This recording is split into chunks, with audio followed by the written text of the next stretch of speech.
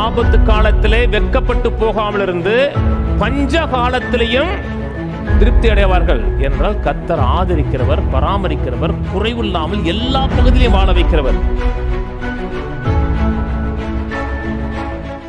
உத்தமர்களின் நாட்களை கர்த்தர் அறிந்திருக்கிறார். அவர்கள் சுதந்திரம் என்றென்றைக்கும் இருக்கும். அவர்கள் ஆபத்து காலத்திலே வெட்கப்பட்டு போகாதிருந்து பஞ்ச காலத்திலே திருப்தி அடைவார்கள். ஆபத்து காலத்திலே வெட்கப்பட்டு போகாதிருந்து, ஸ்கூல் ஃபீஸ் கட்ட முடியல, 10 முறை அவனும் ஃபோன் பண்ணிட்டே இருக்கான். எல்லா பிள்ளைகளும் படிக்குது, நம்ம பிள்ளை படிக்கலைன்னா பிள்ளைக்கு சந்தோஷமாக இருக்கும், நல்ல வேலைடா அப்படின்னு பிள்ளைக்கு சந்தோஷமாக இருக்கும். ஆனால் நமக்கு வெட்கமாக இருக்கும். கடன்காரனுக்கு கடன் கொடுக்க முடியல, வட்டி கொடுக்க முடியல, கடன்காரன் வீட்டில் அடிக்கடி நிற்கிறான்னா நமக்கு வெட்கமாக இருக்கும். தன்னுடைய ஜனங்கள் வெட்கப்பட்டு போவது கர்த்தருடைய சித்தம் அல்ல. குறிப்பாக ஆபத்து காலத்தில் எல்லாருக்குமே சரியா போல, எல்லாருமே நெகட்டிவ்ல இருக்கிறது, யாருக்குமே தொழில் வாய்க்கல, அப்படி ஆபத்து காலத்திலையும் தன்னை நம்பி இருக்கிற தேவனுடைய ஜனங்கள் வெட்கப்படாமல் இருக்கணும். ஆபத்து காலத்திலே வெட்கப்பட்டு போகாமல் இருந்து பஞ்ச காலத்திலையும் திருப்தி அடைவார்கள். ஆமாப்பா, கூழோ கஞ்சியோ நாங்கள் திருப்தி, அதை சொல்லலை. கூழோ கஞ்சியோ இருக்கிறத சுரண்டி பார்த்துட்டு சாப்பிடுன்னு சொல்லலை. திருப்தின்னா இதில் குறை, அதில் குறை, இதில் குறை, எல்லா இதுலேயும் நிறைவாக இருந்து வாழக்கூடிய வாழ்க்கை தன்னுடைய ஜனங்களுக்கு அதான் ஆதரிக்கிறதுன்னு அர்த்தங்க. கவனிக்கிறீங்களா? பாஸ்டர், எனக்கு நான் அப்படி வாழலையே. சத்தியத்தை கேட்டுட்டீங்க, விசுவாசிக்க ஆரம்பிச்சிருங்க, அடுத்து வேறு மாதிரி வந்துடலாம். ரிவர்ஸ்லேருந்து அடுத்த லெவலுக்கு போயிடணும். எல்லாம் எங்கே ஸ்டார்ட் ஆகுதுன்னா, சில காரியங்களை விசுவாசிக்கிறோம், கர்த்தர் வார்த்தையை அற்புதங்களாலும் அடையாளங்களாலும் உறுதிப்படுத்துகிறார். சங்கீதம் 37:25, நான் இளைஞனாக இருந்தேன், முதிர் வயது உள்ளவனும் ஆனேன், ஆனாலும் நீதிமான் கைவிடப்பட்டதையும் அவன் சந்ததி அப்பத்துக்கு இறந்து தருகிறதையும் காணலை. தாவீது சொல்றாரு, சின்னவனாக இருந்தேன், இப்போ வயசாயிருச்சு, ஆனால் நீதிமானுடைய பிள்ளை சாப்பாட்டுக்கு பிச்சை எடுத்ததை நான் பார்க்கலங்கிறார். நம்ம நீதிமான்கள், நீங்கள் நீதிமான்னா உங்களுக்கும் சாப்பாட்டு குறைவு இருக்கக்கூடாது, உங்கள் பிள்ளைகளும் சாப்பாட்டு குறைவாக இருக்கக்கூடாது. சாப்பாட்டுக்கு மட்டும் இல்லை, ஸ்நாக்ஸுக்கும் குறைவாக இருக்கக்கூடாது. இதே ரேஷன் அரிசியில் 25 கிலோ போட்டாங்க சார், கடவுளுடைய கிருபையில் 3 வேளை நல்லா சாப்பிட்றோம், ஸ்நாக்ஸு கவர்மெண்ட்டில் கொடுக்க மாட்டான். ரேஷன் எந்த ரேஷன் கடையிலையும் ஸ்நாக்ஸ் கொடுக்க மாட்டான். உங்கள் பிள்ளைக்கு பக்கத்து வீட்டு பிள்ளை நல்ல ஸ்நாக்ஸ் சாப்பிடுதுன்னா உங்கள் பிள்ளை அப்படியே பார்த்துக்கிட்டு இருந்துச்சுன்னா, என்ன இருந்திருக்கான் ஒரு காலத்தில் நாங்கள்லாம். சில நல்லா கடையில் வாங்கி சாப்பிடுவான் ஸ்கூல் படிக்கும்போது, நமக்கு ஒன்று தேராது. அப்படிப்பட்ட நிலையில் வாழக்கூடிய ரீதியில் இருக்கக்கூடாது. இளைஞனாக இருந்தேங்கிறான், முதிர் வயதாயிடுச்சுங்கிறான். அது வாழ்க்கையில் ஆபத்து இல்லையா? 17 வயசுலேருந்து ராஜாவாய் 30 வயசில் ராஜாவாகிறான். கிட்டத்தட்ட 13 வருஷம் வனாந்திர வாழ்க்கை. 13 வருஷம் வனாந்திர வாழ்க்கை மட்டும் கிடையாது, எந்த நேரத்திலையும் உயிர் போகிற வாழ்க்கை.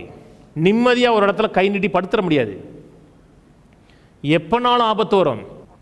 எனக்கும் மரணத்துக்கும் ஒரு முழம் தூரம் தான் இருக்கிறான். அவ்வளோ ஆபத்து நேரத்தில் கர்த்தர் சவுலின் கைக்கு தப்பு வச்சார், கோலியாத்து கைக்கு தப்பு வச்சார். தப்பு வச்சு இளைஞனாக இருந்தேன், முதிர் வயதாயிருச்சு. அப்படி தாவீதுக்கு கர்த்தர் செய்கிறார், ஆதரிச்சிருக்கிறார் என்றால் கர்த்தர் உங்களையும் ஆதரிப்பார்.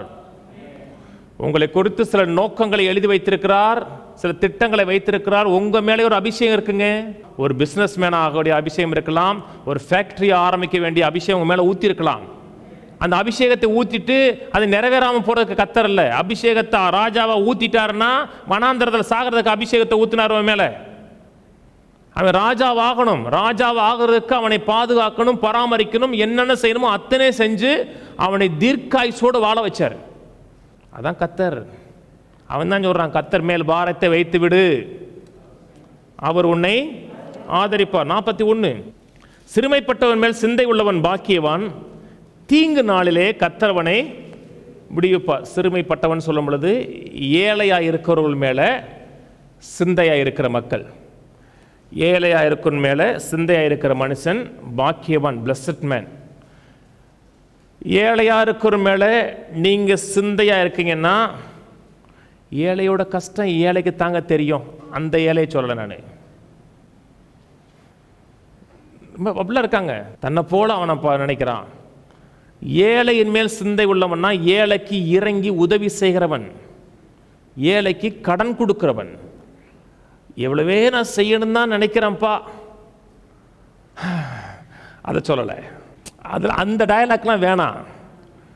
செய்யணும்னு நினைக்கிறீங்களா, செஞ்சிருங்க, சொல்லாதீங்க, ஆக்ஷனில் இறங்கிருங்க.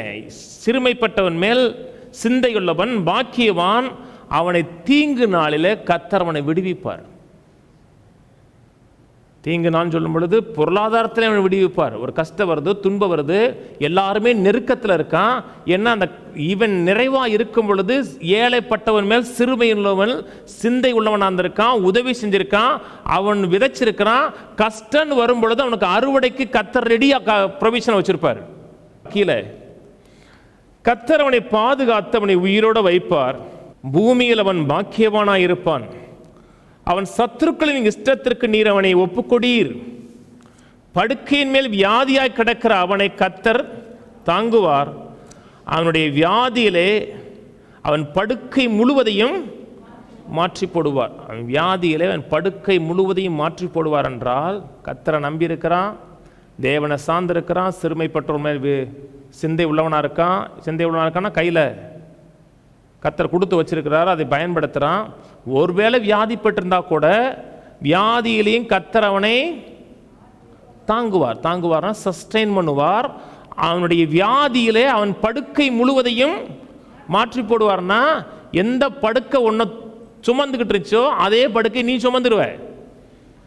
ஆண்டவர் சொன்னார் இல்லையா, இத்தனை நாள் இந்த 18 வருஷமா இது ஒன்றை சுமந்துச்சு, இப்போ இதை சுமந்து தூக்கிட்டு போயிருந்தாரு. படுக்கையை எடுத்துக்கொண்டு நட. வியாதி படுக்கையில் இல்லை, கர்த்தர் மாற்றுவார். என்றால் கர்த்தர் ஆதரிக்கிறவர், பராமரிக்கிறவர், குறைவில்லாமல் எல்லா பகுதியிலையும் வாழ வைக்கிறவர்.